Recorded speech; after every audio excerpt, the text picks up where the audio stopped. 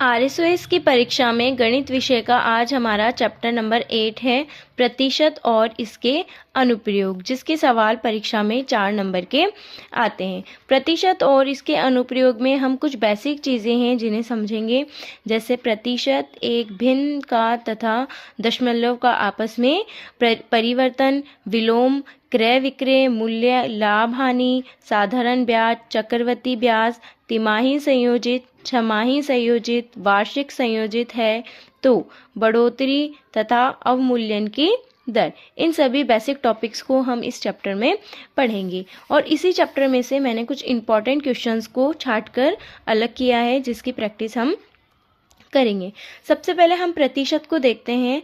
तो प्रतिशत क्या होता है?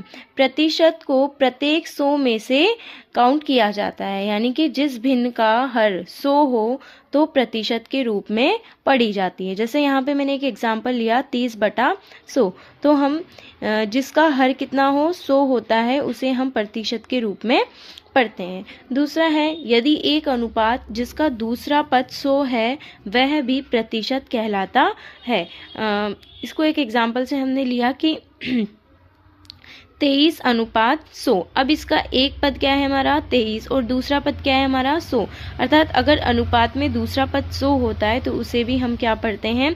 प्रतिशत पढ़ते।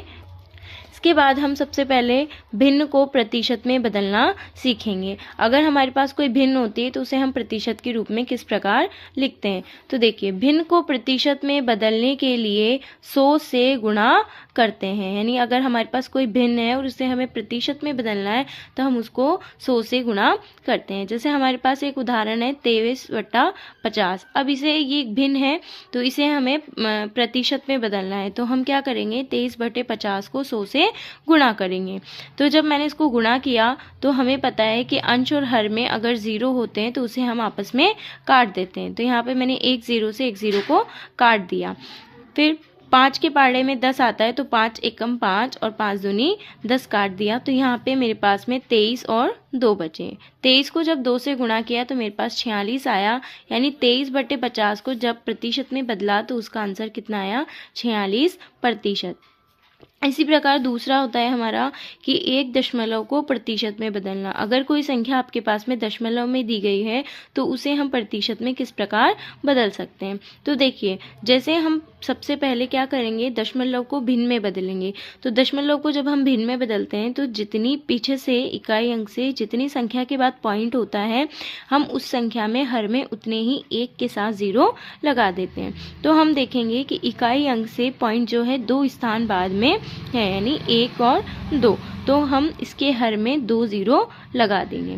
अब हमें पता है कि अगर किसी संख्या के हर में 100 होता है तो हम उसे प्रतिशत के रूप में पढ़ते हैं। तो जो 46 था उसे हम क्या पढ़ेंगे? 46%। इसे हम एक और तरीके से बना सकते हैं कि अगर दशमलव को हमें प्रतिशत में बदलना होता है तो पॉइंट को हम 2 संख्या तक दाईं ओर खिसकाते है, तो इस प्रकार भी हम इसे प्रतिशत में बदल सकते हैं।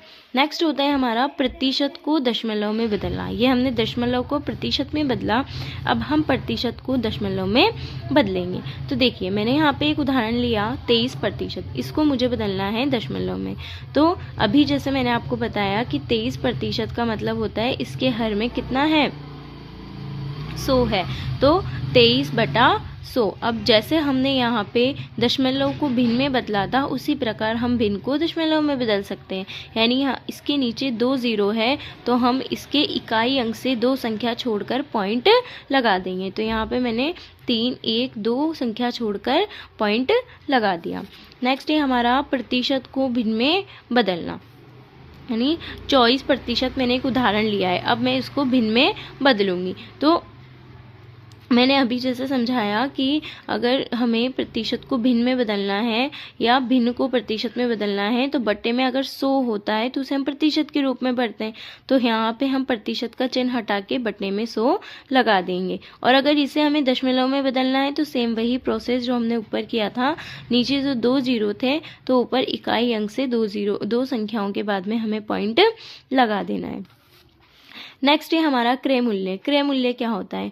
क्रय मूल्य वो होता है जिसमें हम कोई वस्तु को खरीदते हैं, यानी खरीदने वाली मूल्य, है ना, खरीदने वाला मूल्य को हम क्या बोलते हैं, क्रय मूल्य कहते हैं। विक्रय मूल्य हम कहते हैं बेचने वाले मूल्य को।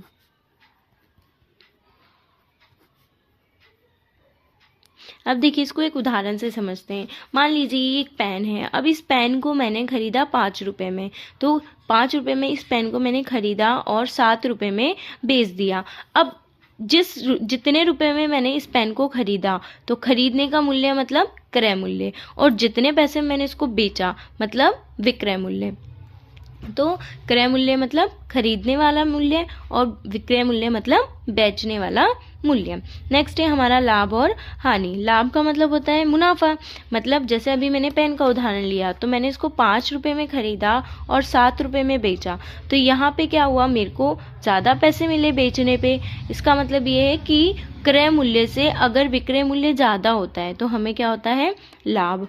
और हानि मतलब नुकसान। तो अगर मान लो कि मैं ये पेन 5 रुपए में खरीदती हूँ और इसे मैं 4 रुपए में या 3 रुपए में बेच देती हूँ, तो मुझे क्या होगी, हानि होगी। मतलब मेरा क्रय मूल्य ज़्यादा होगा और विक्रय मूल्य कम होगा, तो इससे हमें क्या होगा, हानि होगी।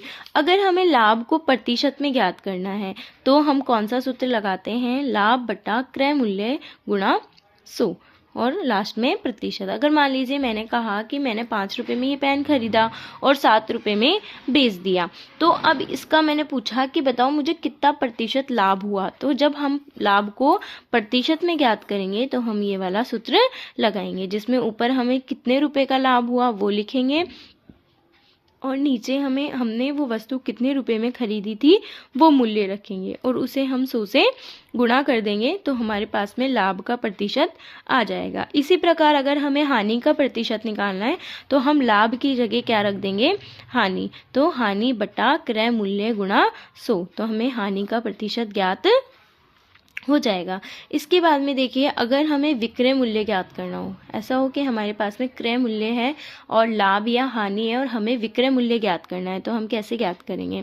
तो देखिए विक्रय मूल्य ज्ञात करने के लिए हम क्रय मूल्य गुणा 100 प्लस लाभ प्रतिशत। मान लीजिए कि मैंने कहा आपको कि मैंने ये पेन 5 रुपए में खरीदा और मुझे 2% लाभ हुआ, तो आप इसका मुझे विक्रय मूल्य बताइए। तो उसके लिए आप कौन सा सूत्र लगाएंगे, ये वाला सूत्र लगाएंगे। अगर लाभ होगा तो ये सूत्र लगाएंगे, हानि होगा तो ये सूत्र लगाएंगे। इन दोनों में सिर्फ प्लस और माइनस का फर्क है। देखिए सीधी सी बात है, अगर हमें पैसा मिलेगा, हमारे पास पैसा ज़्यादा होगा तो हम अमीर होंगे, है ना, हमारे पास में पैसा इकट्ठा होगा।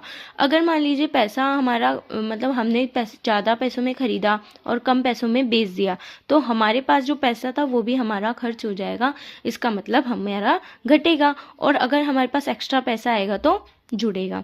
तो अगर लाभ प्रतिशत दिया है तो हमें जोड़ना है और हानि प्रतिशत दिया है तो हमें घटाना है।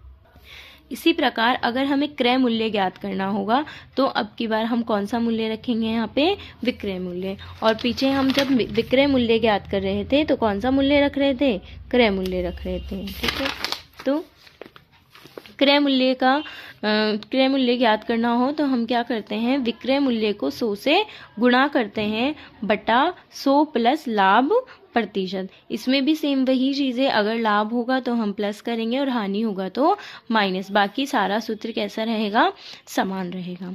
नेक्स्ट है हमारा डिस्काउंट। डिस्काउंट मतलब बटा या छूट।